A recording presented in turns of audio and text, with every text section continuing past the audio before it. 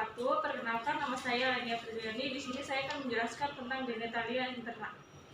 Yang pertama ada vagina, merupakan saluran yang menghubungkan serviks. Fungsinya sebagai jalan lahir bayi saat bersalin. Yang kedua ada porsio, merupakan mulut rahim yang menghubungkan rahim dengan vagina. Yang ketiga ada kanalis cervicalis sebagai jalur tempat sperma saat berhubungan intim. Yang keempat ada perimetrium, lapisan rahim yang paling luar, fungsinya sebagai pelindung rahim. Yang kelima ada myometrium, lapisan tengah kaya sel otot untuk berkontraksi dan relaksasi rahim. Yang keenam ada endometrium, merupakan lapisan terdalam dari rahim yang berperan penting dalam siklus menstruasi dan masa kehamilan. Yang ketujuh ada rahim, merupakan sistem reproduksi wanita yang terletak di antara kandung kemih dan rektum. Fungsinya sebagai tempat implantasi tumbuh kembang, berperan dalam siklus haid. Yang kedelapan ada ligamen ovarium, merupakan serat ligamen yang menghubungkan antara ovum dengan wilayah permukaan lateral pada rahim. Berfungsi sebagai penghubung dan tempat bergantungnya ovarium ke wilayah rahim.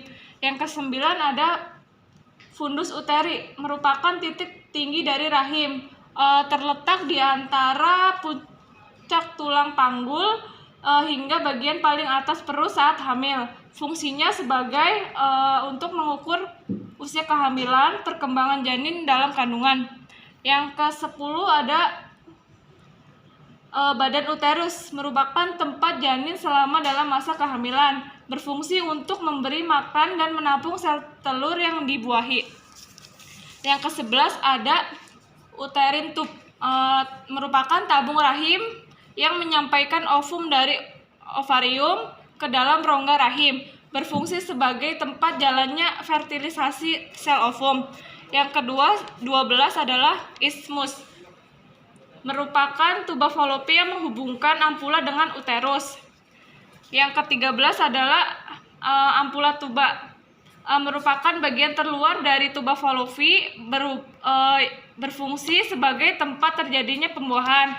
Yang ke-14 adalah infundibulum, bagian tuba falopi yang terletak di paling ujung, berfungsi sebagai menangkap sel telur. Yang ke-15 adalah ovarium, sebagai tempat pembentukan ovum. Yang ke-16 ada fimri, merupakan serabut yang terdapat di pangkal ovarium, fungsinya menangkap sel telur yang sudah matang.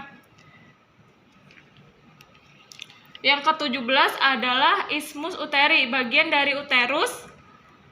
Yang ke-18 adalah ostium uteri internum, lubang internal serviks rahim. Yang ke-19 adalah ostium uteri externum, pintu saluran yang berada di vagina. Sekian penjelasan dari saya, kurang lebihnya mohon maaf. Wassalamualaikum warahmatullahi wabarakatuh.